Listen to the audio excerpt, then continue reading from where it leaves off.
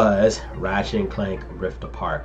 I am a huge Ratchet and Clank fan. I have been playing Ratchet and Clank since the PS2. Insomniac, I love you guys for making Ratchet and Clank. I also love you guys for making Marvel Spider-Man 2. The Game Awards this year was actually trash, so that is my personal opinion on it. But I digress. So Ratchet and Clank Rift Apart, hands down, a beautifully well done game. I loved it very much. The story was very like, you can definitely tell Ratchet and Clank have grown more as individual characters, especially in this story where they're separated by dimensions, and you can see the progression of how their partnership and friendship work.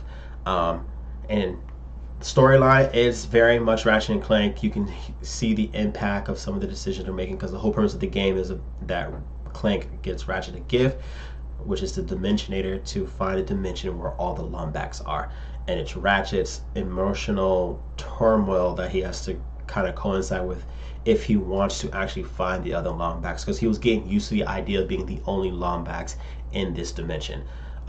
So beautifully well done. Obviously, as you can see, I think her name is not Ratchet, it's Rick.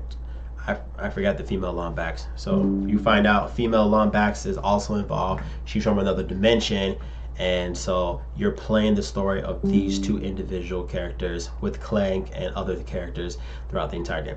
So I loved it for what it was. It's Ratchet and Clank. It's beautifully done. The mechanics are always fun, because if you played Ratchet and Clank on the PS2, you've played Ratchet and Clank now. It really hasn't changed that much, so that's what makes it really awesome, and I love it for it. Storyline was actually deeper. You definitely got a feeling of like what he was feeling at the time. So definitely something very serious with Ratchet and Clank. And the graphics were beautifully done. So this was my first taste of a PS5 game, and I absolutely love the graphics. So Ratchet and Clank is a 5 out of 5. One, because I played Ratchet and Clank for as long as I always have. Two, the storyline was really good. And then three, like, it blew me out of the park. It's a short game.